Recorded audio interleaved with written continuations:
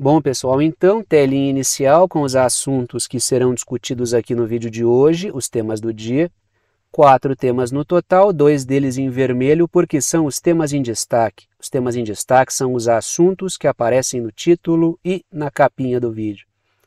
E aqui embaixo um recado que é sempre importante. A minutagem permite que você selecione na linha do tempo o tema que quer assistir, de forma que vocês podem assistir ao vídeo inteiro ou apenas aqueles assuntos que forem do interesse de vocês. E sem mais delongas, a gente parte para o primeiro tema, que é o seguinte: lá na parte superior da tela, dentro daquela caixinha preta, eu coloco o seguinte título: A OTAN destrói um país membro e culpa a Rússia por isso.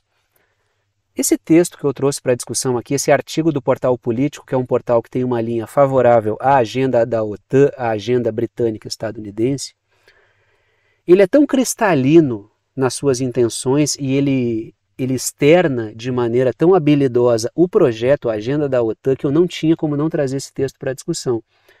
Mesmo eu não sendo um cidadão alemão, não vivendo a crise que a Alemanha vive, eu fiquei extremamente irritado com esse texto. Primeiro porque ele abusa do bom senso ao tirar o leitor, aquele leitor que tem uma visão minimamente clara a respeito da realidade que a Europa continental vive, ele tira para bobo quem está lendo ele. Ele abusa, né, dessa leitura distorcida da realidade. Eu imagino um cidadão alemão lendo esse texto e vendo aquilo que está ali. E segundo, e para mim o mais grave, ele é um texto que ele celebra o fracasso alemão. E ele joga a culpa do fracasso completamente sobre a Alemanha e diz que a Alemanha está ali nessa situação deplorável. E eu repito, o texto ele celebra isso. Se vocês derem uma lida, acessem o Portal Político, é um dos textos mais recentes, vocês vão ver que eles celebram isso. Esse texto, que ele celebra, o texto celebra a crise industrial alemã.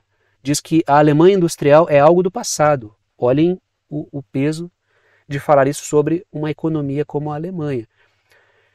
E esse título eu coloco por quê? Porque a base desse texto, embora não esteja claro, o texto não explicita isso, não deixa isso cristalino como outras coisas que ali estão cristalinas, a base do pensamento desse texto é a seguinte, e a leitura dele dá um panorama sobre o projeto da OTAN, por isso que eu trouxe aqui para a discussão, que a Alemanha está na situação em que está porque ela não se desvencilhou, não se desvinculou da Rússia antes. Aí é uma inversão completa da realidade.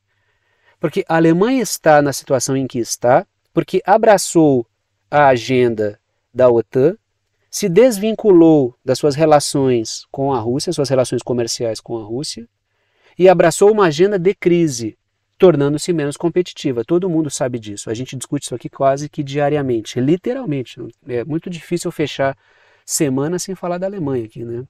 É muito difícil passar 2, 3 dias sem falar da Alemanha, porque é um país importante na Europa e é um dos objetivos centrais que os setores britânicos e estadunidenses têm com a guerra e com as sanções em relação à Rússia. Esse é o motivo invertido, né? Porque quando eles colocam que a Alemanha está como está porque não se desvinculou da Rússia, ela inverte o sentido que a Alemanha está como está porque se desvinculou da Rússia.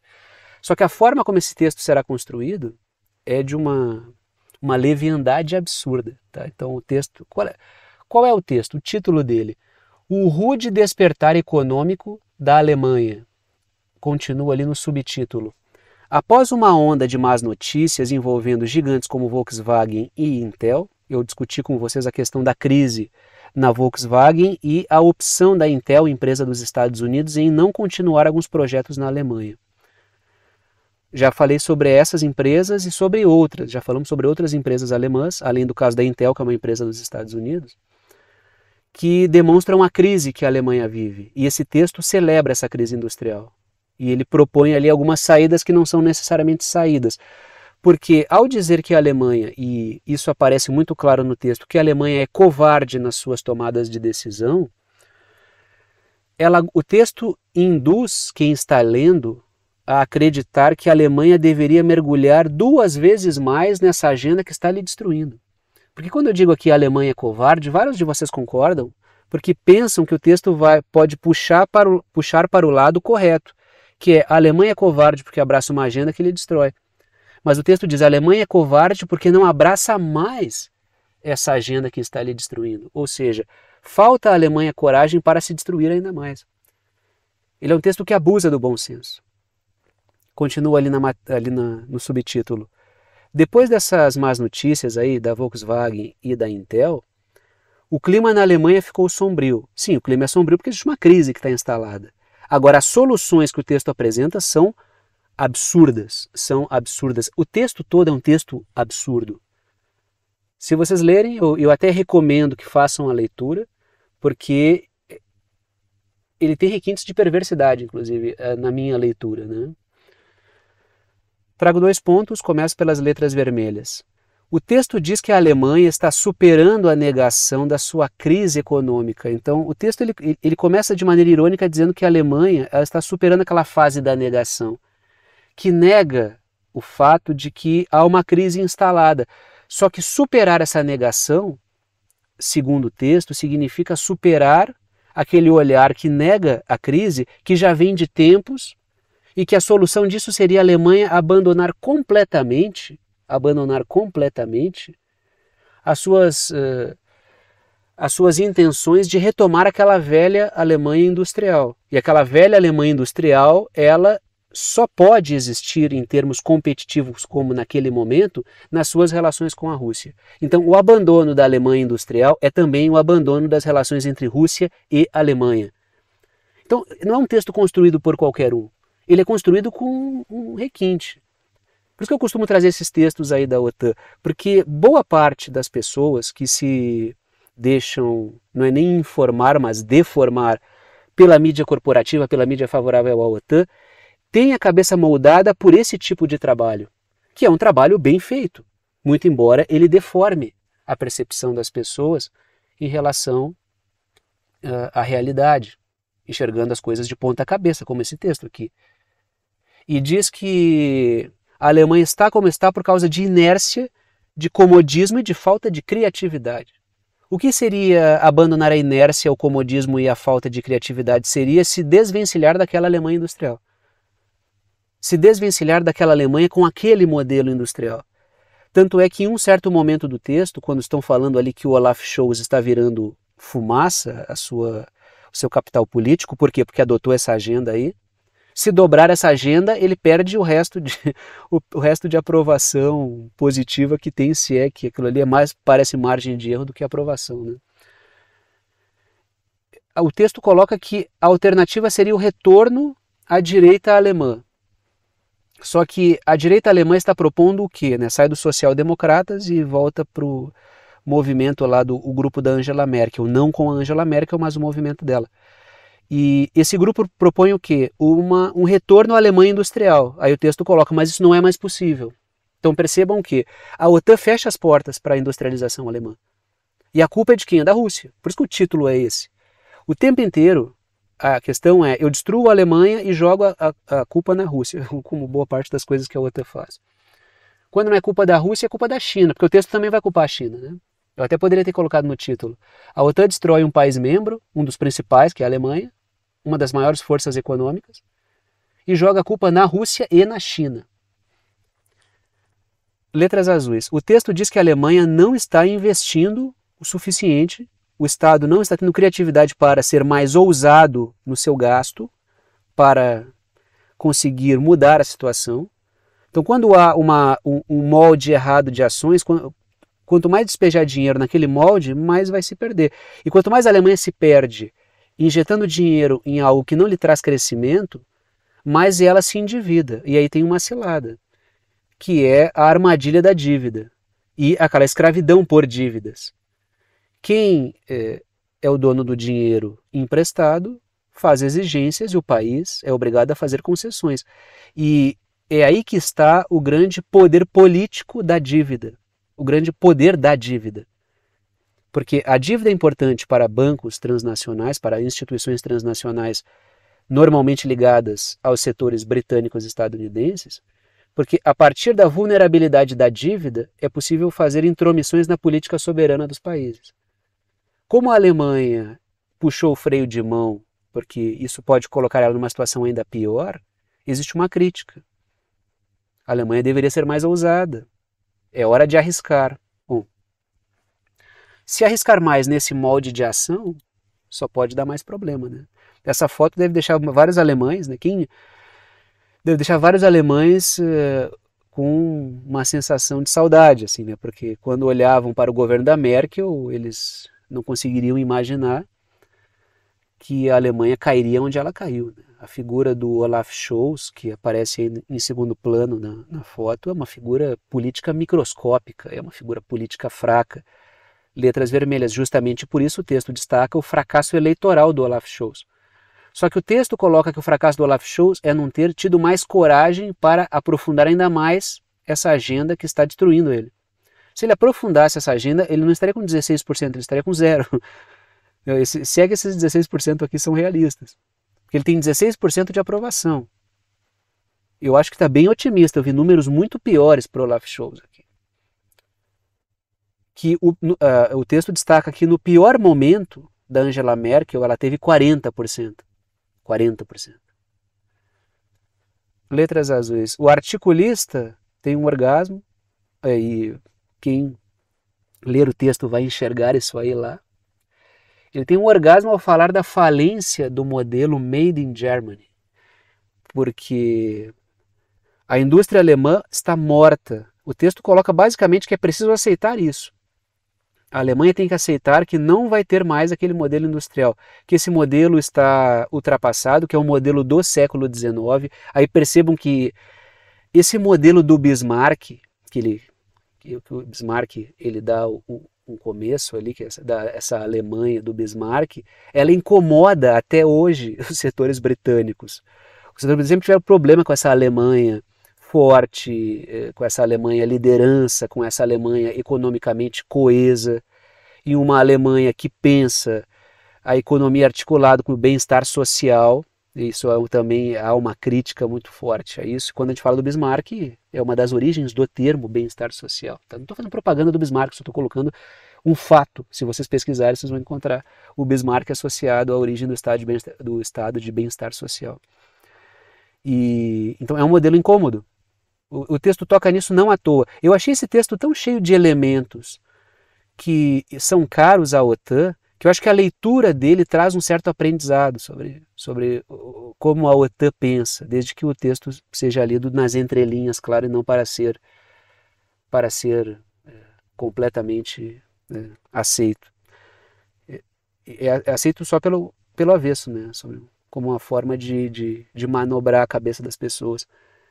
E o que o articulista no final celebra é a queda da competitividade alemã. É a queda da competitividade da indústria alemã. E ela não sendo competitiva, logicamente que ela entra em processo de falência. E isso explica também a decomposição da política e da sociedade alemã. Toda essa crise social e política, ela significa o quê? Significa que a Alemanha não pode mais ter as forças militares como orgulho, porque isso lhe foi, né, desde a Segunda Guerra Mundial, ela é um país controlado militarmente, da derrota da Segunda Guerra Mundial. A indústria vinha sendo seu orgulho nacional, mas está sendo atacada. Isso ataca toda a causa de ser, né, de setores da sociedade. Letras vermelhas. O texto culpa a China por ser mais competitiva que a Alemanha. Aí tem uma culpa jogada para a Rússia e uma culpa jogada para a China. É a China que está roubando os mercados alemães. De certo modo, a Alemanha apostou nos mercados chineses e a China ganhou força industrial e conseguiu suprir essa demanda interna. Isso é bem verdade. Agora, quando eles colocam que a Alemanha não consegue competir com a China e que a Alemanha deve apostar em outra coisa, é sonegado ali um fato primordial, que a Alemanha negou a energia barata russa que lhe dava competitividade. Se a energia é barata, produzir é mais barato, isso dá competitividade. É um fator importante, o fator preço da energia. Agora, a energia barata que a Alemanha não quis, a China quis. E ela cresce com isso.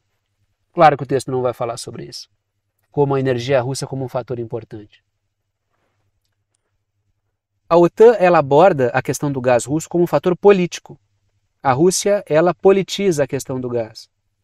Todo país que que é dependente do gás russo, é dependente da Rússia no geral e a Rússia controla esse país. É assim que a OTAN costuma abordar. Como se pegar o gás dos Estados Unidos não representasse isso, né? Letras azuis. O texto diz que as medidas ambientais encareceram a produção e foi outro processo aí no qual a Europa e a Alemanha, né, a gente vê aí o Partido Verde alemão, que ele é fervorosamente pró-OTAN, Partido Verde alemão, foi uma das armadilhas, né, que isso acabou aí minando muito, muito da indústria alemã. A gente vê aquelas discussões do Fórum Econômico Mundial, que tem por papel, já falei várias vezes, mas sempre repito, o Fórum Econômico Mundial é o Klaus Schwab, né, que é para ser, tem essas pronúncias aí que eu já vi. Ele foi recrutado na Guerra Fria pelo Henry Kissinger para fazer a cabeça do empresariado, do mundo empresarial da Europa continental durante a Guerra Fria. E a gente vê que o Fórum Econômico Mundial continua tendo essa função, que é fazer a cabeça do empresariado europeu. Então a gente vê ali a cartilha do Fórum Econômico Mundial é a cartilha que levou boa parte da Europa continental a vários problemas. O tal do Great Reset é o quê? É uma reformatação na produção, e ela passa por muitas das falsas saídas que levaram a Alemanha a esse problema que ela tem aí, né? É mudar a matriz energética, a forma de produção de energia e a forma de produção de alimentos. Quando a gente vê a guerra na Ucrânia, ela é justamente isso. Porque a partir da guerra da Ucrânia, atingiu-se ali países importantes na produção e exportação de alimentos e de insumos agrícolas, como é o caso da Ucrânia, a Rússia e indiretamente a Bielorrússia, que também foi atingida por isso. E a Rússia é um importante exportador de energia. Por isso que o Great Reset ele passa por isso, né? Existe uma compreensão bem torta de alguns setores quanto ao que o Fórum Econômico Mundial realmente representa, né? Mas não é o meu objetivo aqui discutir isso aí agora. Continuamos na Europa, já que estamos falando em crise, né? Em uma Europa completamente adestrada pela agenda britânica e estadunidense, que é a agenda da OTAN. Matéria da Reuters. A Europa deve se preparar para enfrentar militarmente a Rússia dentro de 6 a 8 anos. A matéria continua. Afirma o novo chefe de defesa da União Europeia, que é o Andrius Kubilius, que é lituano. Quando a gente vê lideranças desses países aí bálticos, eu pintei em laranja escuro a Lituânia e em laranja claro a Letônia e a Estônia. Então, esses países bálticos aí, setores políticos, eles são abertamente anti-Rússia. Eles são ferozmente anti-Rússia. Quando a OTAN quer manobrar e pressionar setores da Europa ocidental, eles utilizam essas figuras aí para fazer pressão. Eles jogam a porção leste da Europa contra a oeste para fazer pressão sobre a oeste. Tipo, vocês não estão sendo corajosos o suficiente, como naquele discurso para a Alemanha ali. Então, como são setores ferozmente anti-Rússia, eles pressionam setores mais moderados e que inclusive ganham em suas relações com a Rússia. É muito fácil jogar a Lituânia contra a Alemanha, por exemplo. Aí a Lituânia dizendo, sim, vocês não estão perto da Rússia, vocês não sabem como é, vocês precisam acelerar mais a hostilidade em relação à Rússia. Esse é o movimento que a OTAN costuma fazer. Ela joga uma parte contra a outra da Europa, divide a Europa e fortalece a sua agenda. Por isso que a OTAN muitas vezes fala pela boca desses setores aí, esses setores bálticos. Letras vermelhas. A OTAN utiliza líderes do Báltico para pressionar a porção oeste da Europa contra a Rússia. Isso a gente já viu várias vezes. Letras azuis. Ele quer, o Andrius Kubilius, que é o lituano, aí, a União Europeia fazendo um trabalho complementar ao da OTAN. Aí, né, não há nenhuma surpresa, né, que a União Europeia age hoje e sempre como uma célula de disseminação de valores dos britânicos e dos estadunidenses na Europa continental. Isso aí não é nenhuma surpresa. Tanto é que a União Europeia mais serve para invadir a soberania dos países e bagunçá-los do que propriamente para construir uma Europa forte. À frente da União Europeia temos a Ursula von der Leyen, que é vista como uma pessoa de confiança do Biden. Isso já dito, né, por setores estadunidenses. Continuamos aí. Ainda nos países bálticos, né? O novo orçamento da Estônia contribuirá para o crescimento do Estado estoniano, da economia e da segurança das pessoas. Isso segundo o governo da Estônia. Agora, quando a gente olha o que realmente é essa remodelagem do orçamento, a gente vê algo diferente ali. Isso faz parte desse cenário. Passem trabalho, apertem os cintos e fortaleçam a agenda da OTAN. Letras vermelhas. Está ali a Estônia pintada de laranja forte e os outros países bálticos pintados de laranja fraco. Pintei a Bielorrússia de verde escuro porque ela é uma aliada da Rússia, né? Que está pintada de verde no mapa. Letras vermelhas. Haverá aumento dos impostos e cortes em bem-estar social para investir mais no setor de defesa. Isso não me parece um fortalecimento e melhoria para a vida das pessoas e da economia da Estônia. Isso me parece drenar mais energia da sociedade e do trabalho da sociedade para fortalecer uma agenda transnacional de setores britânicos e estadunidenses, que é a agenda da OTAN. A questão sempre é usar os países bálticos e o seu sentimento marcadamente anti-Rússia de vários setores para fortalecer a OTAN. Letras azuis. O país, a Estônia, quer investir 5% do seu orçamento em defesa. Isso vai levar a cortes em outros setores. Isso vai levar a uma piora da qualidade de vida das pessoas. E isso vai gerar possivelmente protestos. Porque isso piora. Ali tem vários benefícios sociais que são cortados. E as pessoas vão piorando a sua vida para se preparar para uma guerra, que é o que setores da OTAN sempre disseram. É preciso que a Europa entre no modo economia de guerra. Só que para as pessoas toparem isso, é preciso de um medo absurdo que faça com que as pessoas autorizem perder qualidade de vida para ter mais segurança. Só que enquanto a Rússia não disparar um míssil nuclear ali para responder, esse medo fica distante. Como a Rússia responde de maneira moderada e racional, racional, não é irracional, é racional. Fica difícil de vender o medo. A OTAN tenta provocar uma resposta russa exagerada para conseguir fazer com que a Europa engula uma vida mais difícil para ter proteção. Continuamos aí a falar desse cenário. Países B9, né, que é os 9 de Bucareste, que são esses que aparecem, essa linha amarela e toda, são os 9 de Bucareste. Começa lá no Mar Báltico e no norte, né, e os países bálticos, e vai até o Mar Negro ao sul ali. Ou seja, forma tudo é uma linha de frente. É a linha de frente da OTAN na Europa, né?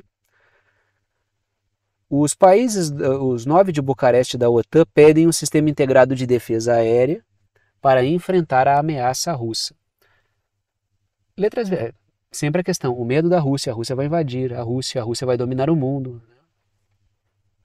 Letras vermelhas, os países estão preocupados com o sucesso dos drones baratos nos conflitos, que é o que fazer para combater enxames de drones. A questão dos drones mudou muito a perspectiva dos países sobre como encarar uma guerra.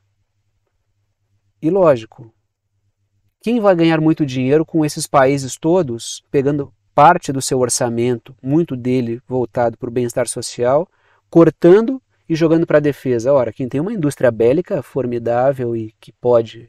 Formidável, né? Mas que não está conseguindo suprir todas essas demandas. Mas que é mais forte do que a de boa parte dos países, aí, desses países todos que estão ali na Europa. Os Estados Unidos vão ganhar muito dinheiro com isso. Então, quando eles dizem invista mais em defesa, ainda que a sociedade sofra, passe mais do dinheiro do trabalho do povo europeu para a indústria bélica dos Estados Unidos, para esses mesmos setores financeiros que norteiam a agenda da OTAN. É controle sobre a Europa e drenar o dinheiro da Europa também.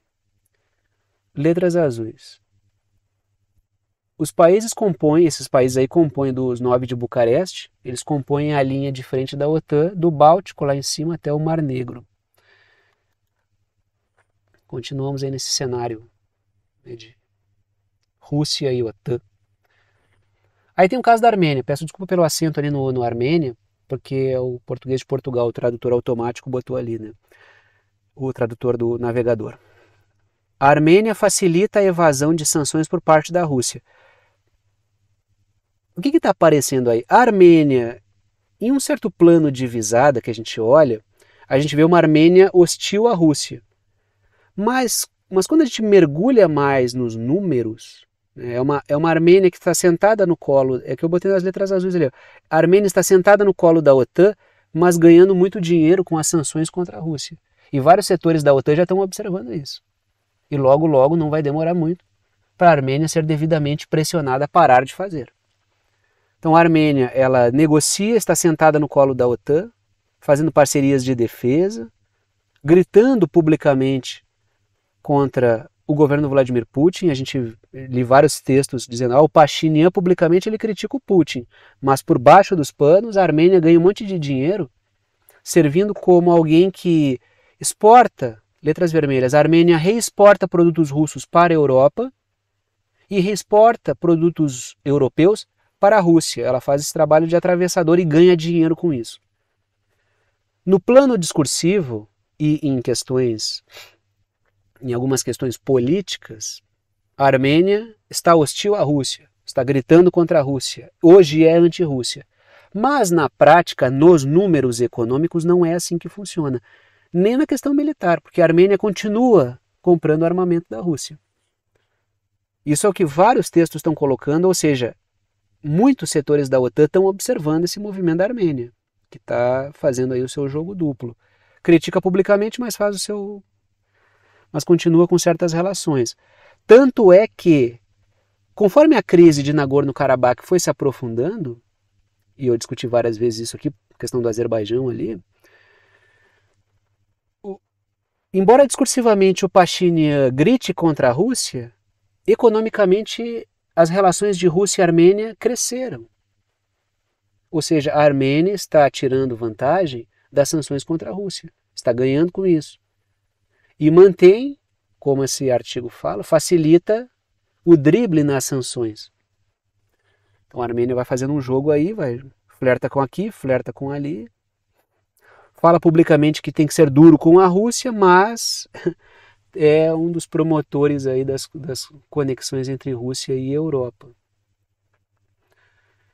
A gente olha o discurso, mas olha para a realidade, né? Preciso bater um com o outro para ver o que está acontecendo na verdade. Né? Quem vê o Pashinyan falando parece que ele está pronto para começar uma guerra com a Rússia. Agora, na prática, não é bem isso que está acontecendo, por vários artigos aí que apareceram. Né? E para a gente encerrar esse primeiro momento na Europa, trago a seguinte matéria. A União Europeia procura reforçar os laços com a Turquia, afirma a Comissão de Alargamento da União Europeia. Então, assim, eu falei algumas vezes aqui sobre isso. E é preciso deixar sempre as barbas de molho, letras azuis. A Turquia flerta com os BRICS para barganhar com a União Europeia, porque a União Europeia deixa a Turquia numa fila eterna para entrada no bloco. Então a Turquia está sempre lá. O que a Turquia está fazendo agora? Queremos entrar nos BRICS. A Rússia está expondo isso, está jogando a público essa intenção aí da Turquia. E eu fiz essa pergunta várias vezes aqui. A Turquia flerta com os BRICS para barganhar com a União Europeia? Algo do tipo, olha, eu estou negociando com os BRICS, se vocês não me colocarem aí, eu vou entrar lá. E a Turquia é boa de fazer isso. Ela faz bem isso aí. Então há essa dúvida, letras vermelhas. Esse comissário aí para o alargamento da União Europeia, ele destacou a importância da Turquia para a questão energética e de migração em relação à Europa. A Turquia é um membro importante no momento de crise energética para a Europa e também é uma barreira para a entrada de imigrantes, que é um trabalho que a Turquia faz ali, barrando essa chegada de pessoas do Oriente Médio para a Europa. Né? Então, vamos ver o que a Turquia vai fazer, mas a Turquia é um membro da OTAN, é preciso sempre deixar isso aí, né, exposto. E, claro, é um membro ensaboado da OTAN, mas é um membro da OTAN. A capacidade que a Turquia tem de colocar um pé em cada canoa é muito grande. A gente viu que até a Armênia está fazendo esse jogo de botar um pé em cada canoa, né?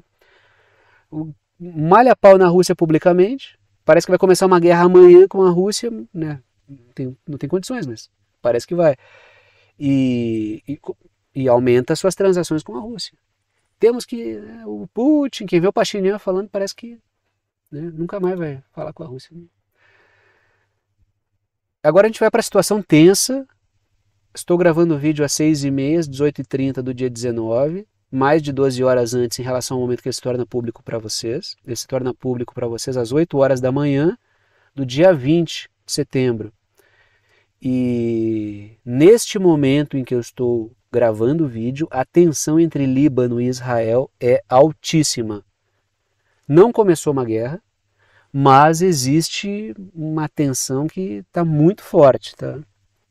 Vocês sabem que para eu dizer assim, ó, a guerra vai começar, é difícil, mas tem uma tensão alta. Se isso vai desembocar numa guerra ou não, eu não sei. Pode ser que no momento que vocês estiverem assistindo, uma coisa mais grave já tenha acontecido, porque está muito alta a tensão. Esses episódios aí dos pagers e dos walk-talks, aí, dos rádios portáteis, me parecem ser uma espécie de início de algo mais profundo. Aí depois desse episódio, Israel está... Caças israelenses estão atacando o Líbano e Israel está atacando pesadamente o Líbano, o sul do Líbano. Eu preciso acompanhar, porque pode ser que chegue em um ponto sem retorno. Aí a tensão cresce demais e uma guerra entre o Hezbollah e Israel comece. Tá? Hezbollah é um grupo libanês. Trago o seguinte título: os Estados Unidos entrarão em nova aventura de Israel. Porque para Israel fazer essa guerra com o Hezbollah, os Estados Unidos têm que entrar. Precisam entrar. Senão Israel vai passar a entrar diretamente. Não é como no caso da faixa de Gaza. Ficar fornecendo armamento, logística, inteligência, dados, quase inteiro, né? Tem que entrar com soldados mesmo. Vai ter que entrar com combatentes porque o Hezbollah é outra questão. É bem mais, muito, nem se compara o Hezbollah com o Hamas, tá? Hamas palestino, Hezbollah libanês. Trago a seguinte matéria: o ministro da Defesa de Israel diz o seguinte: uma nova fase da guerra começou. O cara está dizendo que estava no balança, mas não cai o Yoav Gallant, que aparece aí na foto, ministro da Defesa. O Netanyahu decidiu não demiti-lo. Talvez o eu vou demitir você seja, ó, a gente vai fazer isso e tem que fazer. Aí o Yoav Gallant, ele agora embarcou nessa do temos que fazer uma guerra de uma vez. Muito embora o Yoav Gallant nunca tenha sido crítico disso também. Agora, ele sempre asseverou, até porque também é uma figura que se relaciona bem com os Estados Unidos, né, com o atual governo, melhor do que o Netanyahu, pelo menos, que existem riscos muito grandes, porque o Hezbollah é bastante forte, muito mais forte do que o Hamas. Israel já está tendo trabalho com o Hamas. Imagine com o Hezbollah. A matéria continua: o chefe do exército diz que Israel tem muitos outros objetivos a cumprir no conflito em andamento. Então, o foco, letras vermelhas. Está aí o Yoav Gallant na foto, que é o ministro da Defesa de Israel. O Yoav Gallant disse que o foco agora é o norte de Israel e o sul do Líbano. E que tropas estão sendo desviadas de Gaza para o norte de Israel. Está aqui no mapa, tá? Já vou voltar nessa tela. Pintado de roxo e circulado de vermelho ali, aquele território roxo é a faixa de Gaza. Tá? O outro território roxo maior é a Cisjordânia, ambos são territórios palestinos. Aquele menor, circulado de vermelho, é a faixa de Gaza. Tropas e equipamentos estão sendo desviados dali, deslocados dali, para o norte de Israel, lá na fronteira com o Líbano, para encarar o Hezbollah. Ou seja, o foco está mudando segundo o Yoav Gallant. Tá? Letras azuis. Os pagers bomba, que a gente discutiu aqui, vocês assistiram aí extensamente na mídia também, visam trazer o Hezbollah para uma guerra. Me parece que é isso. Seria uma provocação, um pico de provocação a partir do qual não teria como segurar mais o Hezbollah. Ele não iria tolerar algo desse tipo. Porque Israel quer a guerra. Israel precisa, letras vermelhas, Israel precisa de uma guerra com o apoio dos Estados Unidos para reverter a sua situação desfavorável. Se Israel continuar como está, vai colapsar com o tempo, porque está tendo dificuldades na faixa de Gaza, está tendo dificuldades no norte, os Houthis estão trancando as embarcações ligadas a Israel que entram pelo Mar Vermelho, né, e que algumas vão para o Canal de Suez e outras vão para portos, vão ali atracar no sul de Israel. Tem porto quebrando em Israel, a economia de Israel vai mal, o mundo político em Israel vai mal. Se não houver nenhuma guerra, não tem como reunificar Israel em torno de um adversário externo. Por quê? Porque o Netanyahu é questionado, setores políticos se dividem, protestos estão acontecendo, a crise econômica se aprofunda e a imagem de Israel se deteriora. Se o Hezbollah segurar a onda e seguir atacando como está fazendo, sem se envolver diretamente, sem gerar uma guerra, apenas respondendo ao que Israel faz, o Irã continuar na mesma toada e todos os outros grupos continuarem na mesma toada, Israel vai seguir num desgaste. Por isso que Israel precisa de uma guerra para reverter. Só que não pode enfrentar uma guerra sozinho, precisa puxar os seus aliados para isso. A OTAN precisa entrar nisso. Israel não é membro da OTAN, é um aliado extra-OTAN. Mas a OTAN certamente entrará. Letras azuis. Israel falou diversas vezes em ocupar o sul do Líbano, para dar segurança para o norte de Israel, mas há um projeto de ocupar o sul do Líbano mesmo. Tem setores imobiliários que já estão salivando, e não é pouco, com a possibilidade de ocupação aí do sul do Líbano, assim como já tem setor imobiliário vendendo resort na faixa de Gaza, assim como já tem território sendo amplamente ocupado na Cisjordânia. Tem muito setor que está ganhando com isso, claro, né? E esses setores do colonato e imobiliários aí. Aí temos uma... Bom, para quem acompanha o dia a dia aí, e a história, inclusive, das relações Estados Unidos-Israel, isso não é uma surpresa propriamente dita. Agora, Israel trazer isso à tona é polêmico. Por quê? Porque isso expõe os Estados Unidos num ano eleitoral, sendo que muitos dos setores do Partido Democrata, eleitores do Partido Democrata, questionam o apoio que Israel está dando ao massacre de civis no Oriente Médio, sobretudo na faixa de Gaza. E falar que os Estados Unidos participaram, sabiam, houve uma coordenação para ataques a civis libaneses, isso pega muito mal no ano eleitoral.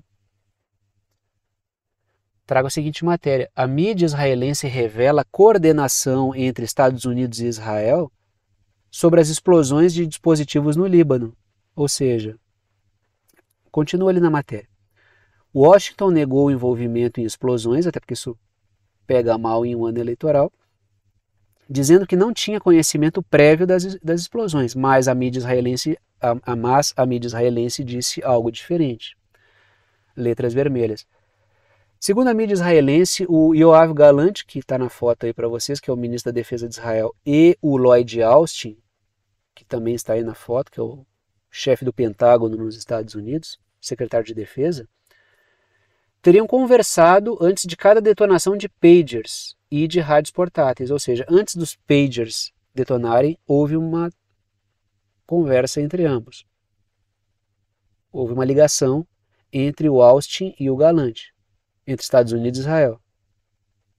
E aí no outro dia, antes da detonação dos rádios portáteis, dos walkie-talkies aí, houve também uma conversa pouco antes. Isso seria o quê? Um aval dos Estados Unidos. Letras azuis.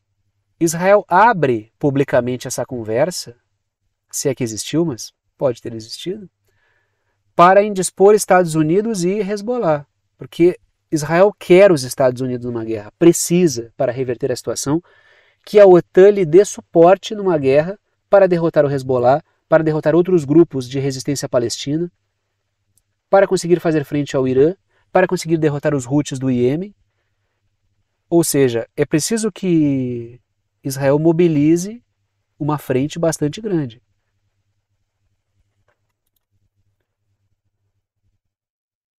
Sobre a polêmica dos walkie-talkies, aí, dos radinhos, né, dos rádios portáteis que explodiram também, né?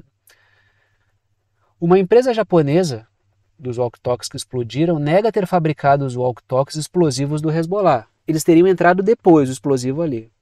O que a empresa está dizendo é, letras vermelhas, a empresa japonesa disse que não há como implantar explosivos durante a fabricação, porque ela é automatizada e não tem como colocar os explosivos ali. Não tem como. Que eles saíram do Japão sem... eles saíram da fábrica japonesa sem explosivos, com certeza. Segundo ponto, letras azuis, o rádio portátil já teria saído de linha há mais de 10 anos. Segundo a empresa, quem continua produzindo é pirata, entendeu? Pirataria, assim, é réplica ilegal, né? Então seria produto pirata, não é a empresa que está fabricando esses rádios mais. Foi o que a empresa falou. Aí a gente para pensar o seguinte, tem o caso dos pagers e tem o caso desses walkie-talkies. Os pagers são de uma empresa de Taiwan e os walkie-talkies são de uma empresa japonesa. Todos explodiram, a empresa japonesa diz que não tem como ter saído de lá com explosivos. O Japão é um grande aliado da OTAN, que é parceiraço de Israel. Não seria nenhum problema agora, isso seria polêmico. E o fato do rádio estar há mais de 10 anos fora de linha, segundo a empresa, e isso ela pode provar, também é uma questão aí que está colocada. O mesmo a questão do caso dos pagers. Taiwan disse que esses pagers não saíram de uma empresa em Taiwan, e que a empresa consegue provar isso, que essa Gold Apollo aí, né? E eu discuti ontem com vocês, que isso é de uma empresa lá na Hungria que produziu isso. Só que aí foram até a sede da empresa na Hungria e era uma empresa fantasma. Tem muita coisa estranha aí. Trago a seguinte matéria sobre a questão dos pagers, tá? Que explodiram lá no Líbano. O Mossad de Israel equipou baterias de pagers com explosivos antes de chegarem ao Hezbollah, diz a mídia. A matéria continua. A agência de inteligência de Israel, Mossad, manipulou uma quantidade de material altamente explosivo, que é o tetranitrato de pentaeritritol, nas baterias dos dispositivos, diz a Sky News da Arábia, citando fontes exclusivas. Ou seja, Israel interceptou esses componentes, colocou os explosivos e depois mandou eles para o Líbano. Tanto nos pagers quanto nos rádios, me parece que o método foi o mesmo para todos. Supondo que tenham sido os explosivos e tudo aponta para que foi isso. Hoje a tese do ataque virtual que levou a um colapso da bateria lá já é algo que está um pouco distante, dada a característica da explosão e do ataque, e até porque não se levantou nenhuma tese plausível sobre esse ataque virtual até agora. Eu trago o que estão discutindo. Eu não sou especialista em tecnologia, mas estou trazendo o que está sendo discutido aí, por quem entende disso. Letras vermelhas. A empresa de Taiwan apontou uma empresa que fica na Hungria, só que essa empresa é fantasma e seria a origem dos pagers. Letras azuis. Israel minou com esse ataque a comunicação alternativa do Hezbollah. Houve o mérito de se comunicar por fora do circuito que Israel e Estados Unidos monitoram, só que Israel pegou esse por fora do circuito. Eu discuti aqui até um tempo atrás. O Talibã conseguiu sucesso na sua retomada do Afeganistão porque ele se comunicava por fora do circuito monitorável por Estados Unidos, entendeu? Pelos Estados Unidos. Aí ele conseguiu pegar de surpresa. E mesmo espiões dos Estados Unidos foram cooptados pelo Talibã. Aí acabaram passando informações erradas também para os Yankees. Aí o Talibã acabou fazendo o que fez, né? Ainda no Oriente Médio, a Alemanha estende a missão militar no Iraque até janeiro de 2026. Claro, isso sob a batuta dos Estados Unidos. Letras vermelhas. O governo do Iraque, está aí a Alemanha pintada de laranja e o Iraque pintado de amarelo. O governo do Iraque tem pedido a saída das tropas dos Estados Unidos e dos aliados, dentre eles a Alemanha, do país, porque existe uma pressão popular para isso. Mas nós estamos aqui para combater o terrorismo. A gente não quer. A gente dá conta sozinho. Podem ir embora. O povo iraquiano nunca quis os Estados Unidos lá. Eles estão lá a convite de ninguém, com a suposta missão de combater o terrorismo, que é mentira. Eles estão lá utilizando a narrativa do terrorismo, em boa medida que eles mesmos bancam, para manter uma posição numa região estratégica. Iraque e Síria, onde tem tropas dos Estados Unidos, é uma zona que fica entre Irã e Israel, ou seja, eles blindam Israel com a sua presença militar. Letras azuis. O massacre em Gaza piorou o quadro de pressão popular para a retirada das bases dos Estados Unidos ali, porque os Estados Unidos são fiadores do massacre em Gaza. Então também tem pressão sobre a Alemanha por causa disso. Até porque a Alemanha, depois dos Estados Unidos, é o maior apoiador de Israel com armas. Agora a gente vem para a América Latina, né? Fazendo nossa viagem pelo planeta aí.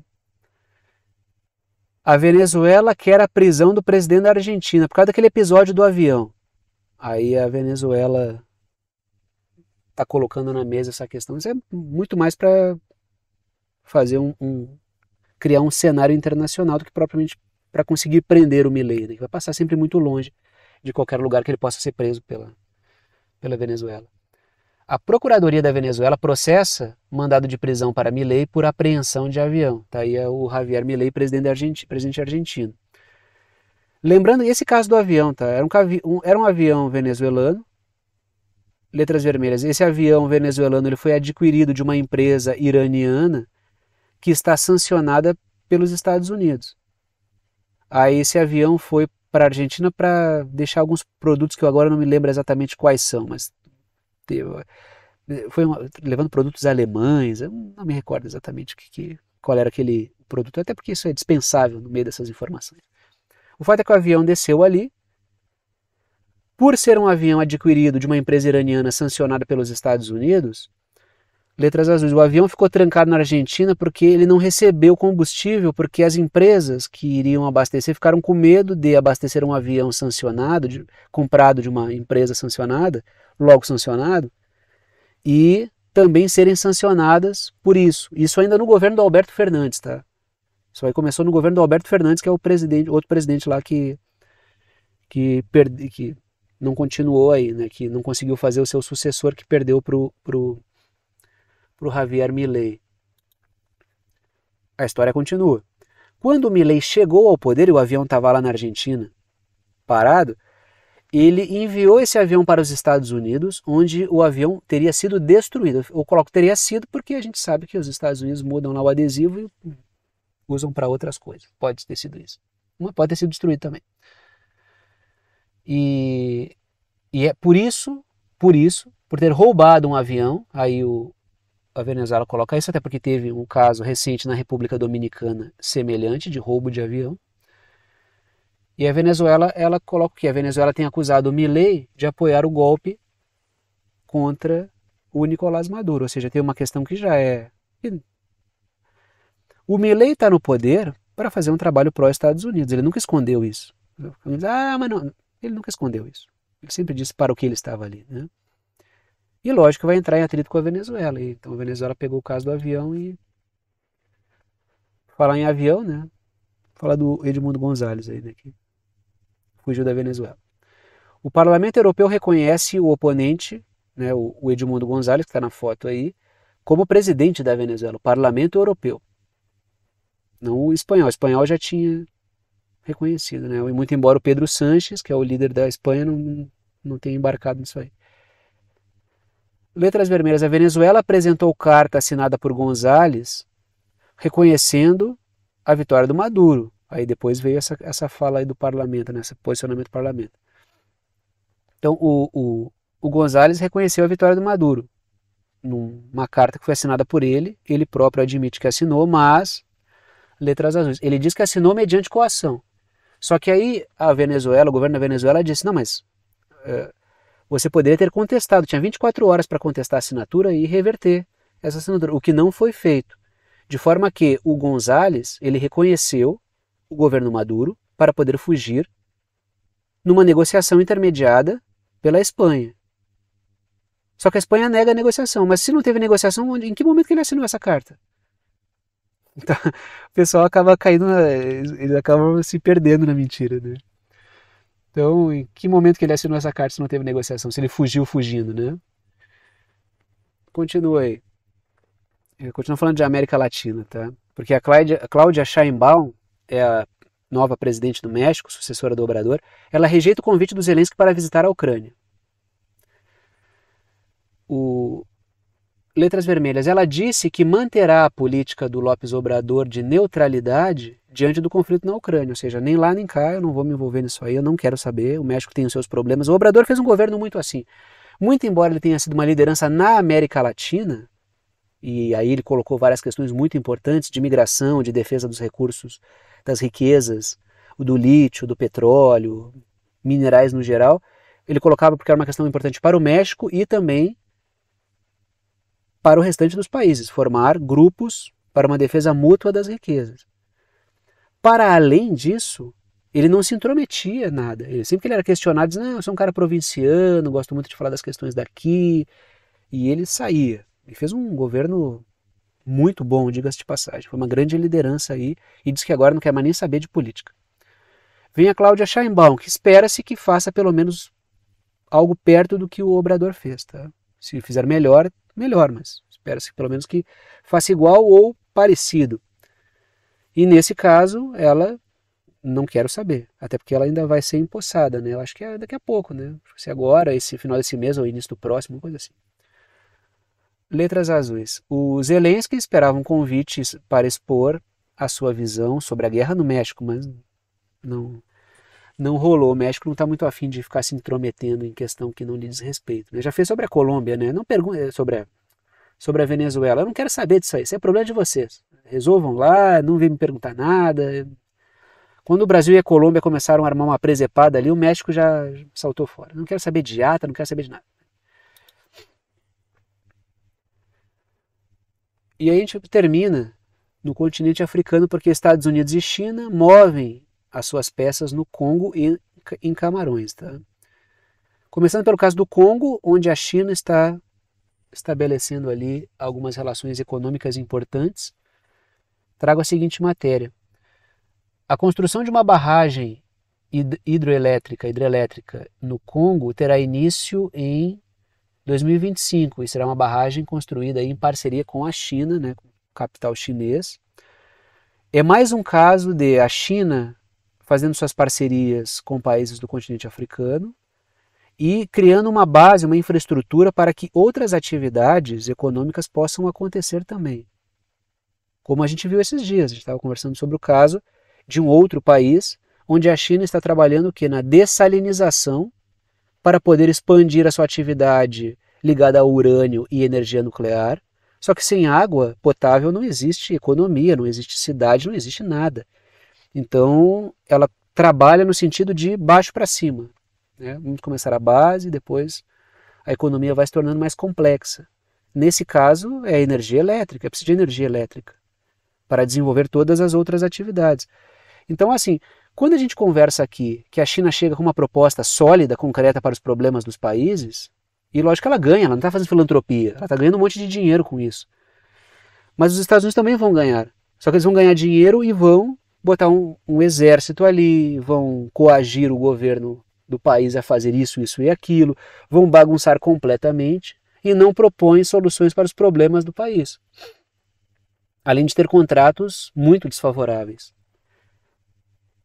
Negociar com a China é completamente diferente. Por isso que os governantes de vários países africanos estão dizendo, não só de países africanos. A gente vê na América Latina aqui, os governantes, não, eu quero solução para os meus problemas. Não me vem com blá blá blá, democracia, liberdade, essa bobajada toda aí que vocês dizem que defendem, mas que é só demagogia para ficar vendendo lero-lero para mim. Não quero saber de lero-lero.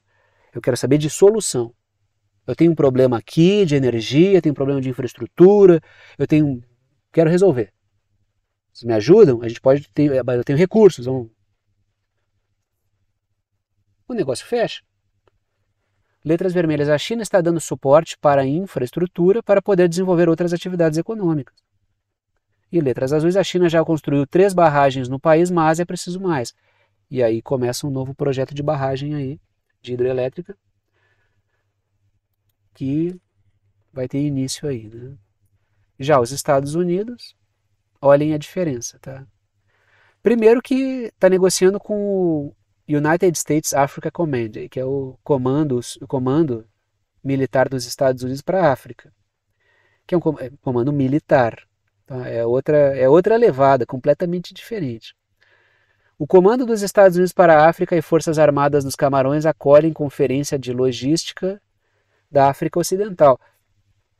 Então é outra questão. É outra questão.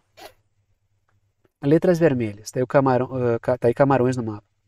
Letras vermelhas. O encontro visa bolar estratégias para frear o avanço russo e chinês no continente. O foco é impedir o outro lado, não é desenvolver nada.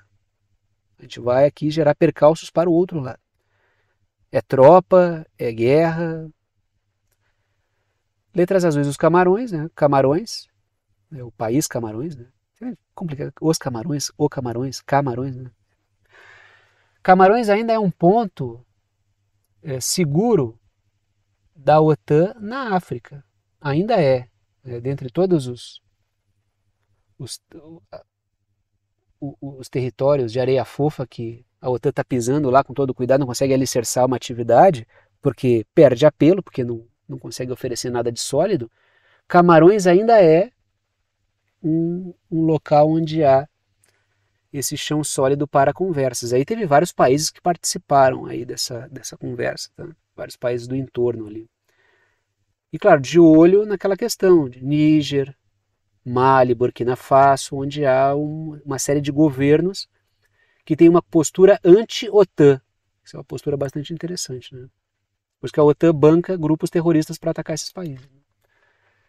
E aí chegamos ao momento final do vídeo, momento de passar o chapéu, pedir o apoio financeiro para aqueles que gostam, querem e podem apoiar o canal, para aqueles que veem que o canal é importante para a formação da sua compreensão sobre temas internacionais e geopolíticos. Sempre comento com vocês que apenas os anúncios e propagandas que aparecem durante o vídeo não garantem a existência do canal. Se eu fosse depender apenas da receita das propagandas, ficaria difícil manter esse trabalho com o nível de dedicação que ele exige. De forma que o que mantém efetivamente esse canal, com esse nível de dedicação, é o apoio financeiro dado por alguns de vocês, a quem eu sou extremamente grato pela confiança no trabalho. 3 formas de apoio não estão em ordem de importância, todas as 3 são bem-vindas, coloco 3 para que vocês optem por uma delas, aquela que for mais prática para vocês. Seja lá que maneira vocês escolherem para apoiar o canal, vocês apoiam com o valor que vocês quiserem, é uma ajuda solidária, ajuda quem pode, ajuda quem quer e ajuda com quanto quiser, e o conteúdo fica aberto para todo mundo. Primeira forma de apoio por boleto bancário ou cartão de crédito pela plataforma Apoia-se, está aí o endereço, o link, o site do Apoia-se, que é uma plataforma de apoio virtual. Segunda forma de apoio é pelo Pix, está aí a chave Pix, que é uma chave de e-mail. Tem gente que usa o número do celular, tem gente que usa o número do CPF, tem gente que usa o número do CNPJ como chave Pix. Eu uso um e-mail. Se vocês digitarem, escreverem lá na chave Pix, pixverdadeconcreta@gmail.com, vai aparecer o meu nome, que é Thiago, e vocês podem fazer a doação com o valor que vocês quiserem. Terceira forma de apoio é pelo botão Seja Membro. O botão fica embaixo do vídeo, ajuda aqui pelo YouTube, tem várias faixas de valor, vocês escolhem aquela que vocês preferirem. E repito, as 3 formas são bem-vindas, repito também, agradeço aos que apoiam pela confiança no trabalho. Vou parando por aqui e tchau para vocês.